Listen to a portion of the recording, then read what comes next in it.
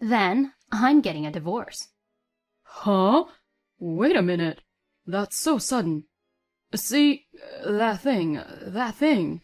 My husband was more flustered than I had ever seen him before. But it was my mother-in-law who spoke up here. Hey, Daniel, don't get upset. You're pathetic. You know what your mother always says. A wife listens to her husband. That's fine. She's divorcing you. It's outrageous for a wife to disobey her husband. If you don't like it, just leave. No, well, that's true. I'm not asking you to leave.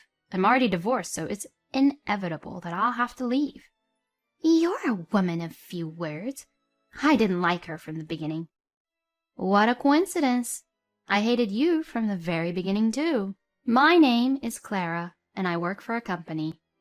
My husband Daniel and I decided to get married after 6 months of dating, and we have been married for over 2 years. I loved his willingness to make decisions about things. I think this is largely due to my upbringing, as I am the middle child of 3 sisters. And although I am usually the softer of the two, I am the eldest, and I am also younger than my eldest sister. I am sandwiched between the eldest, who is usually soft and reserved, and the third, who is the youngest, but has great leadership qualities. Whenever we have family events or invited people from my father's business to our house, I always followed them. I can't say that such an environment affected me, but I am not good at deciding things, and the bigger the issue is, the more I think in circles. In the end, I always have a hard time coming up with a coherent thought. When I was living at home, I was able to live comfortably as long as I kept up with them. I think that's why I was able to rely on my husband's proactive approach to making decisions. However, I am more particular about things than most people. I am proud of this. I wonder if it is because we 3 sisters are close in age. When I was little, I was often scolded by my father for being jointly and severally responsible for my sister's actions, perhaps because of my father's personality. The older and younger sisters were quick to apologize to my father. I would never apologize if I didn't agree with him. I was made to sit on my knees as a punishment, and even after an hour or 2 had passed, I never apologized. My eldest sister got worried. Just say you're sorry and everything will be okay. She would say that in front of our father, and he continued to get even angrier at me. I caused a lot of trouble to my eldest and youngest sisters because of my persistence. Now it is one of our family's funny stories, but to put it simply, I would like to say, I leave it to others to make decisions, but I agree with myself.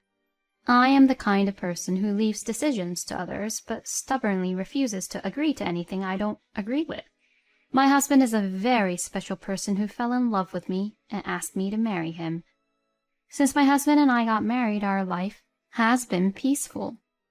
My husband, who knows all about my particularities, never steps into my points of view. I like this life very much. Then my husband suggested that we buy a home. Hey, we have been married for 2 years already. Why don't we consider buying your own home soon? Oh, that sounds great. I know it's a long way off, but I want our kids to have a great time growing up. Besides, Clara, you got a lot of problems with renting, don't you? Oh, yeah, I guess so. We've been living in a rented apartment since we got married, and I was concerned about the noise. If I slept in my bedroom, I would wake up at 5 a.m. to the sound of the TV set of the people living below me. On weekends, the residents next door sing loudly with guitars in their hands. My house was a corner room on the top floor of a 6-story apartment building. From the walkway in front of our front door, we could see the beautiful Diamond Head in the distance if it was a clear day. Some residents go out of their way to see it. They are sitting in front of our front door, talking with their phones in their hands and saying Diamond Head is so beautiful here. Some residents don't leave the spot for a long time. The guitar is at a noise level that my husband can hear. My husband can't hear the sounds of the resident below. So I am aware that my ears are too sensitive, but I was somewhat stressed about waking up at 5 a.m. every morning. Plus, I was very concerned about the sound I was making. I even wore fuzzy slippers to try to reduce the noise as much as possible. I tried to reduce the noise as much as possible by wearing fuzzy slippers, but my husband was walking with a thump with his bare feet. I was so stressed that I didn't want to bother people. Anyway, my head is working to avoid bothering other people. That's why I was so happy when my husband said, "Let's buy our own home." I was really happy that he took my personality into consideration, not to mention our children.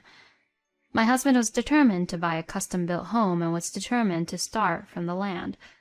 I agreed with him, and we spent our holidays looking for lands.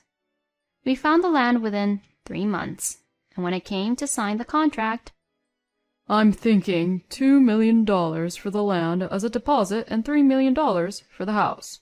Is that okay? okay, but how much do I have to pay?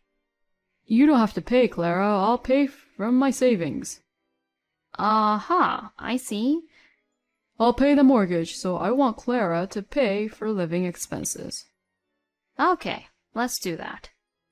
The roles of each of us were decided fairly easily. Then the search for a home builder began, and I, who was not particularly about a home builder, followed my husband's decision. However, when we finally signed the contract with the home builder and proceeded to the layout arrangement, my in-laws showed interest in it. Wait, you've already discussed the floor plan, right? Let me see it. Oh, yeah. That day, as soon as they came to our house, they were all over the floor plan. Oh, this kitchen is no good. What? Is it? Yeah. What do you call the separate kitchen table? Irish kitchen, is it? Is it an island-style kitchen? Well, it doesn't matter what it's called either way, but not this one. The kitchen is in full view of the others. Make it an L shape. I don't care what you call it, but I do, don't you? Why does my mother-in-law get to decide? My husband preferred that style kitchen, so there's nothing wrong with that.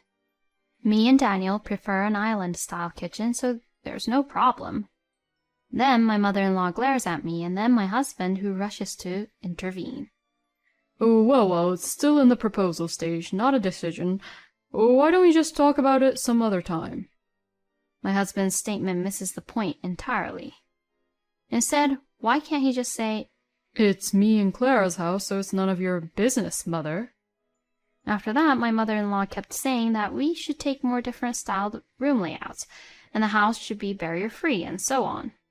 She put words in my mouth as if she herself was a resident here.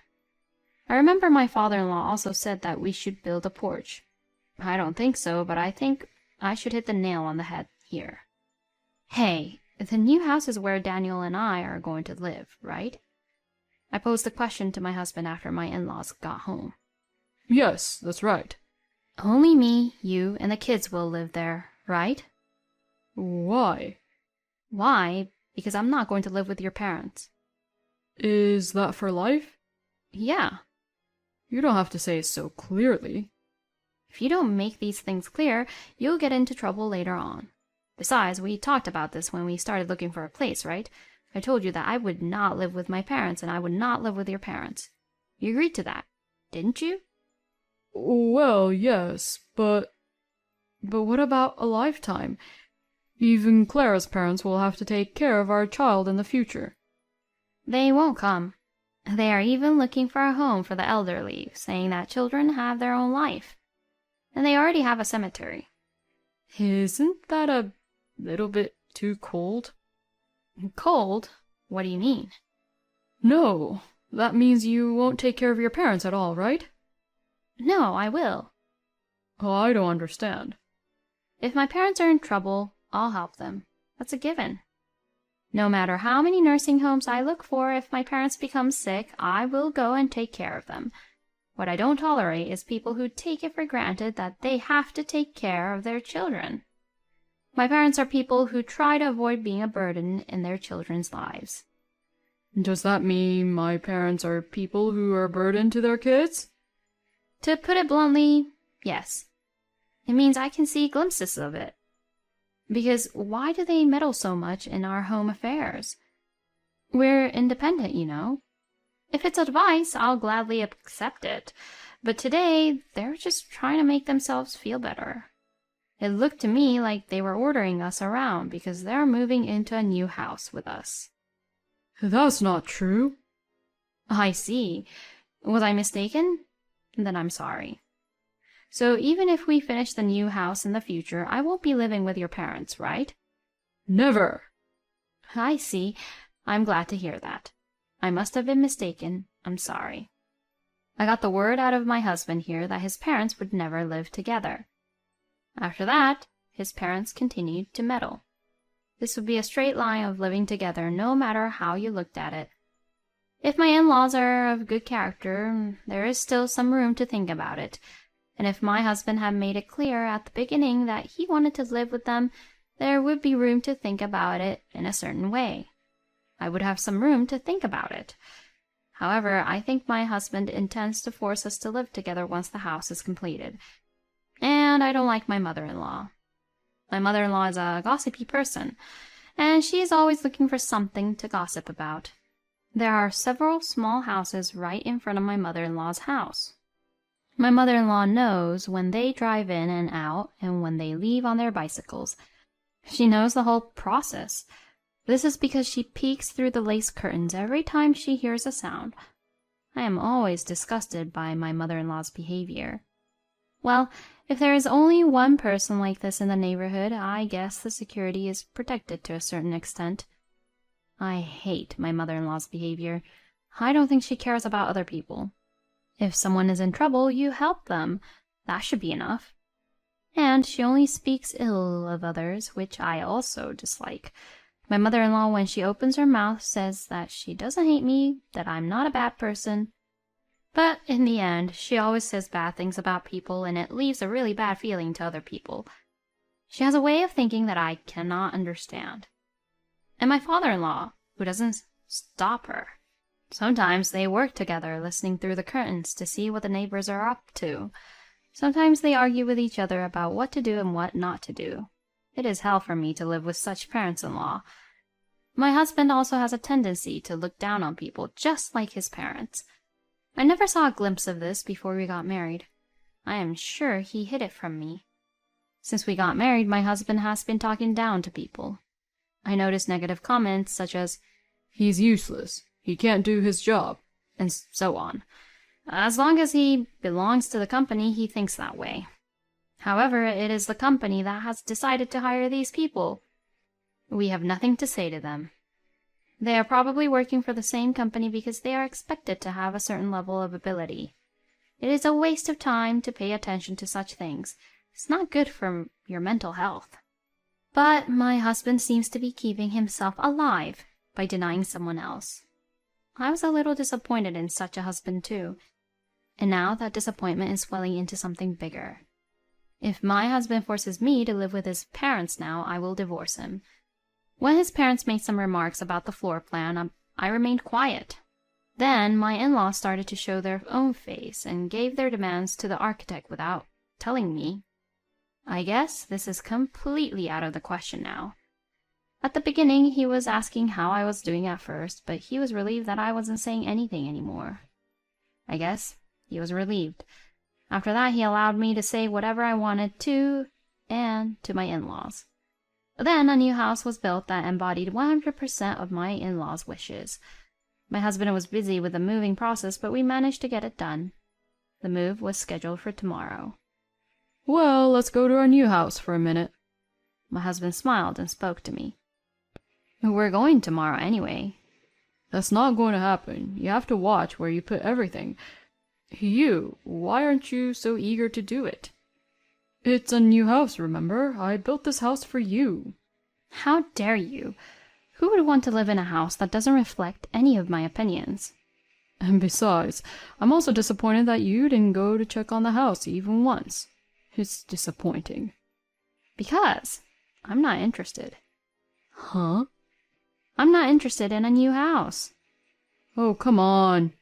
Don't say that. You're making me angry." My husband is quite excited about the new house, and I'm down in the dumps. "Anyway, let's go." If this is the way it's going to be, I'll go. And when we arrived at the new house, we found that our familiar belongings had already been moved in. Ah, I knew it. Then my husband ran up the stairs and brought his parents who were waiting for him. My parents are coming to live with us today. Okay? He said that? He really said it. Yes, then we're divorced. I still had about a micron of hope. My husband would keep his promise to me, I thought. This was a faint hope. I had nothing more to wonder about, but I decided to keep an eye on him for a while. Hey, Clara, why are you being so quiet? The house is finished, so congratulations, right? Not at all. Oh, why not?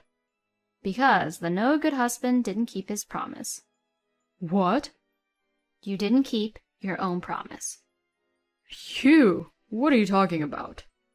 Hey, you idiot, do you remember our promise? What are you talking about?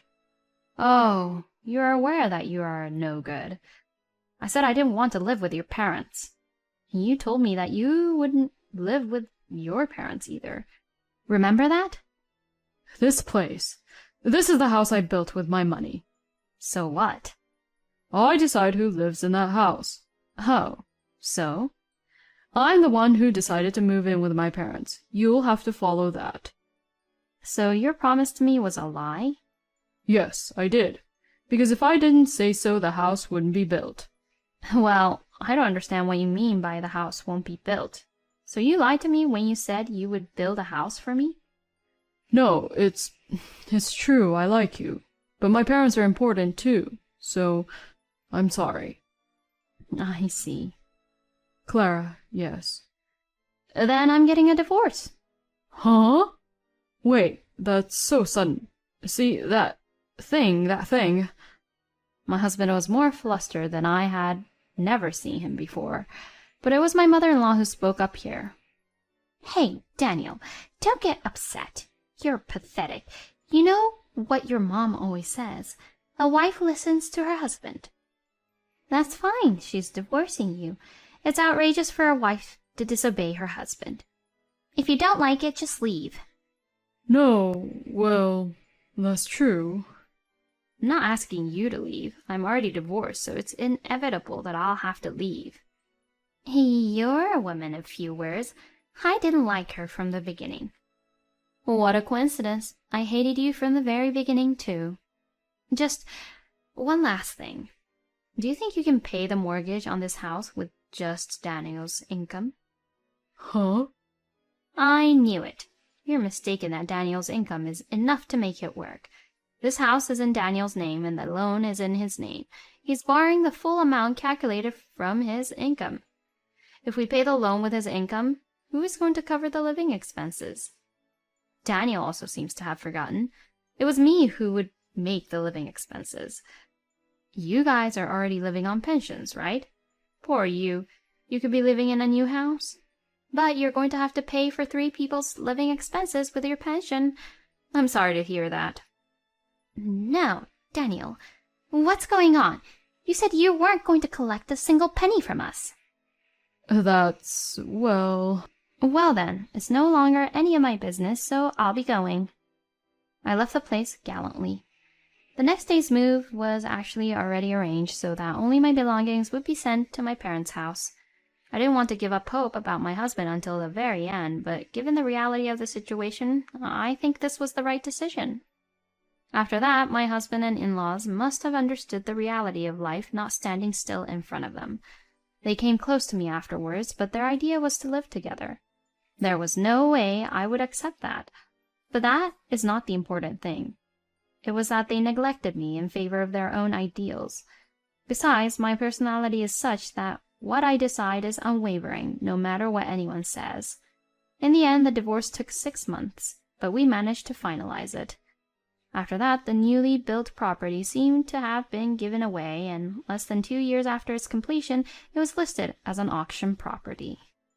It seems they couldn't pay the loan after all. It's only natural, isn't it? Because I was calculating the money with 2 horsepower. I work for a real estate company, so it is one of my daily routines to check auction properties every step of the way. It was a relief to see that house come up for sale. I feel like my divorce is finally settled. I am currently building my own home. I'm single and building my own home, which smells like I'm going to be single for the rest of my life, but I'm fine with that. I am very particular. I'm sure that marriage will not work out for me. I will continue to enjoy being single.